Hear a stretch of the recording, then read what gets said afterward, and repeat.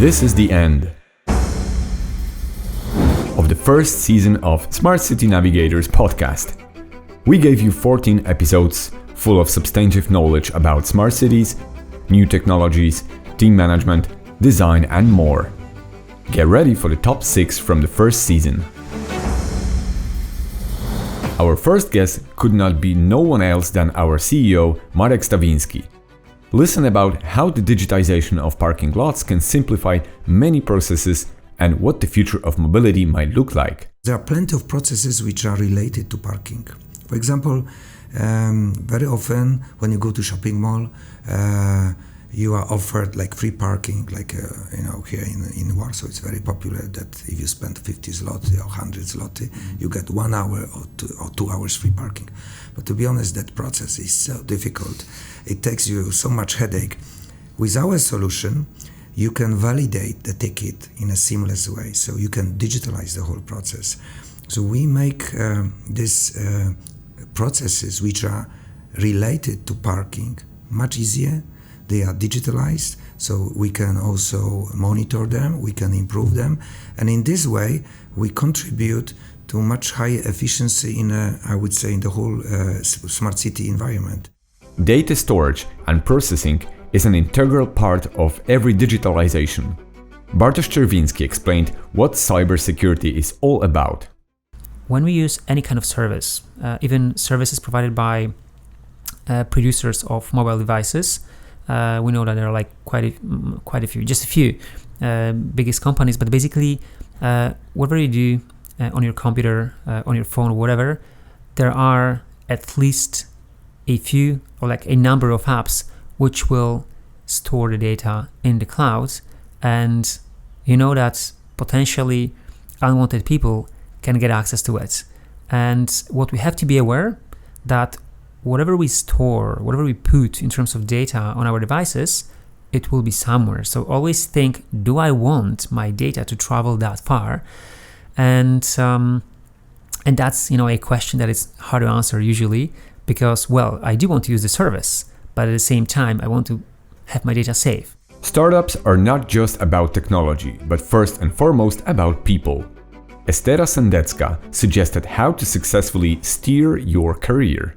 I really like this quote from Freeman Dyson. He was a mathematician, and he said that there are 2 different types of scientists. There are people who are frogs and people who are birds. And frogs are down in the mud, looking at the granular level, looking at flowers, looking at the very tiny details. And then you have birds who, flock over the big pond with frogs and can, manage them or just have this bird's eye view perspective on the whole process. So, of course, we need both. We need a good mix of generalist and specialist.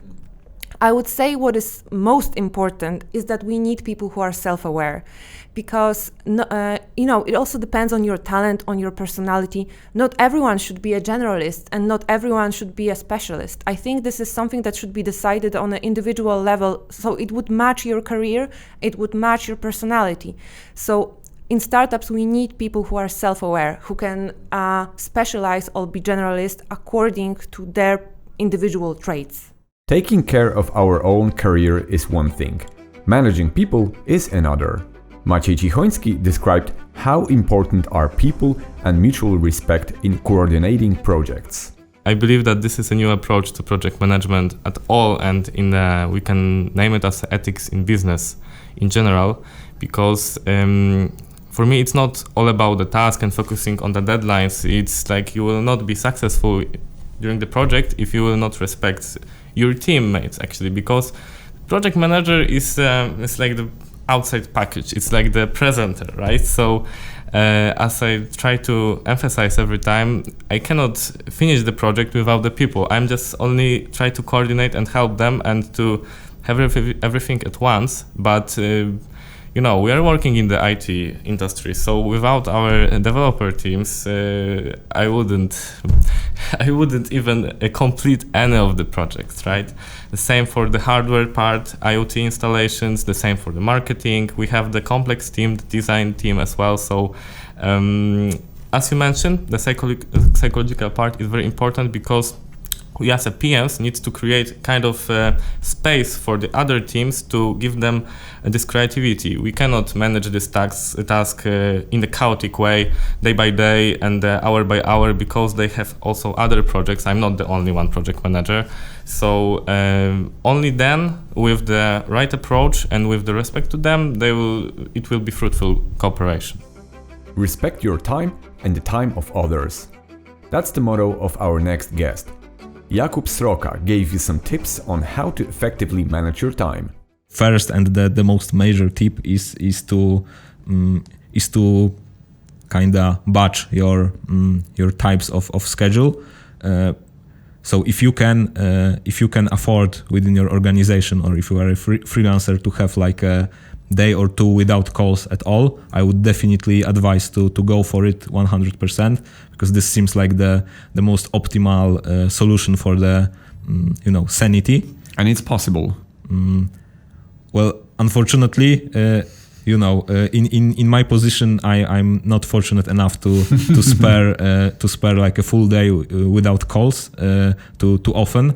But what I do is like predefining in my calendar for the upcoming week at least 2 slots for focused work that are like 3 or 4 hours long, and of course, according to the agenda of the week, I move those slots around, but I try to keep them intact in order to fulfill my managerial chores, as well as